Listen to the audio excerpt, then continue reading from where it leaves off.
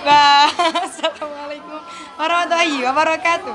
Alhamdulillahirabbil alamin wa bihi nasta'inu ala umuri dunya waddin. Wassalatu wassalamu ala asyrofil anbiya'i wal mursalin sayyidina wa maulana Muhammadi wa ala alihi washabihi wasallim amma ba'du. Yang terhormat Abiani dan Umi Ida selaku pengasuh Pondok Pesantren Super Kamar Bani Tidak. Yang terhormat teman-teman dan guru serta guru-guru dan teman-teman serta ibu dan orang tua saya, ayah dan ibu yang ada di rumah. Sini saya Nisra Nurulita dari kelas 11 MA Alkan Bani Tidak mempresentasikan tentang peta imajinasi saya dari pelajaran fikih kelas 11 tentang hakim dan saksi. Yang pertama, hakim. Hakim, apa sih hakim? Hakim itu adalah seseorang yang diangkat oleh seorang penguasa. Penguasa di sini itu biasa raja atau bupati atau presiden untuk mengadili sebuah perkara. Perkara di sini maksudnya adalah masalah-masalah dan kemudian nah biasanya hidup itu nggak selalu flat-flat aja, hidup itu ada liku-likunya. Berarti antara manusia menurut undang-undang dan ditetapkan hukumnya bersumber dari hukum Islam. Nah, hakim pula saat menetapkan sebuah hukum itu memiliki etika. Etikanya itu apa? Seorang hakim itu harus adil, gak berbuat sewenang-wenang dan gak buat peraturan yang baru. Jadi dia tuh mengikuti peraturan yang sudah ada. Misalnya ada di Undang-Undang Dasar nomor ini tahun ini. Ya hendaknya seorang hakim mengikuti undang-undang tersebut.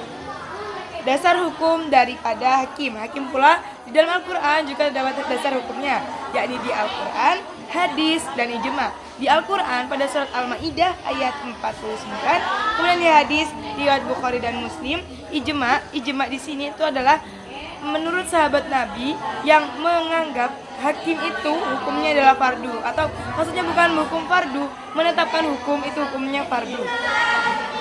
Dan fungsi daripada hakim, sini fungsi untuk apa sih hakim biasanya? Menyelesaikan adu mulut, adu domba, adu bacot, adu fisik, kemudian mengurusin wakaf pas itu ngasih harta, melaksanakan had atau hukum, mengurus anak-anak yang di bawah umur, memeriksa saksi-saksi, mengawinkan perempuan yang nggak memiliki wali, melaksanakan wasiat. Pos diri.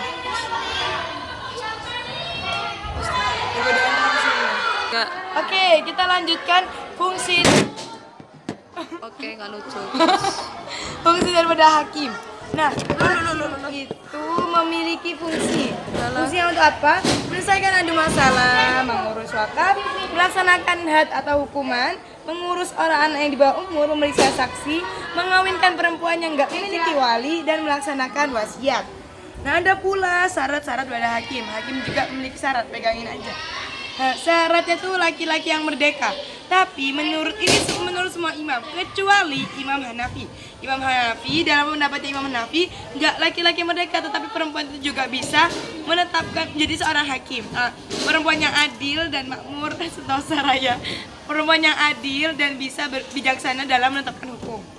Kemudian berakal, maksudnya di sini berakal.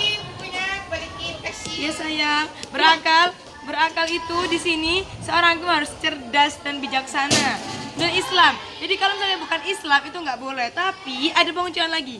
Ini beda. Imam ini kan semua imam tuh bilang harus Islam. Tapi Imam Malik itu beda. Imam Malik itu berkata kalau misalnya dia tuh nggak Islam, it's no problem, itu nggak apa-apa. Tapi ada masalah yang diselesaikan itu adalah masalah bukan masalah Islam. Masalah misalnya seorang zimmi itu menyelesaikan masalah di sebuah kayak anggotanya gitulah. Makanya nggak apa-apa karena zimmi kan bukan Islam. Kemudian orang yang bisa berlaku adil, dia bisa dipercaya kejujurannya dan dia tidak melakukan sesuatu yang buruk. Yang terakhir itu menguasai pokok-pokok dan cabang-cabang. Ini belum terakhir. Menguasai pokok-pokok dan cabang-cabang, maksudnya pokok di sini hukum yang terdapat dalam Al-Quran, dan cabang itu maksudnya dalam sunnah-sunnah dan hadis-hadis. Sehat jasmani dan rohani. Ya, seorang hakim harus sehat secara fisik maupun non fisik. Dalam hatinya memang nggak ada masalah, hidupnya juga nggak ada berlika-liku seperti itu. Lanjut kita saksi. Saksi, siapa itu saksi? Saksi itu dari kata atau syahadah. Syahadah itu dari kata musyahadah yang artinya melihat dengan mata kepala. Melihat dengan mata kepala, dan pemberitaan atau lebih lengkapnya pemberitahuan seseorang tentang sesuatu secara lafal. Beda kesaksian dan saksi. Kesaksian itu memberikan penjelasan karena melihat sesuatu. Tapi kalau saksi itu orang yang melihat kejadian itu sendiri. Paham? Ya. Syarat menjadi saksi juga ada syaratnya. Yang pertama Islam. Jadi kalau bukan Islam nggak boleh jadi saksi. Balik itu minimal di bawah 15 tahun. Jadi anak-anak ketika dia memberikan saksi itu nggak bisa dianggap itu benar. Susah. Maksudnya ya dipertanyakan. Sumber akal sehat, jadi harus sehat. Kan tiba-tiba gila terus ngasih saksi, bohong-bohong semua kan nggak bisa kayak itu. Semerdeka, merdeka di sini udah bukanlah hamba sahaya, karena seorang yang hamba sahaya itu nggak memiliki kekuasaan. Beda sama dengan orang merdeka. Adil, yang ternyata adalah adil. Adil di sini orang yang bisa bedain, maksudnya bisa ngadilin. Nah, adapun sifat adil, sifat yang dimiliki orang yang adil, itu ciri-ciri orang adil maksudnya. Itu orang yang menjauhi dosa besar. Kemudian baik hati, dapat dipercaya. Ketika dia sedang marah dia dapat dipercaya. Kemudian menjaga kehormatan dan bukan musuh terdakwa. Jadi seorang saksi yang adil bukan adalah musuhnya. Kayak dendam gitu loh, nggak boleh dendam. Lanjut, kesaksian daripada orang buta. Ada tambahan, kesaksian dari orang buta.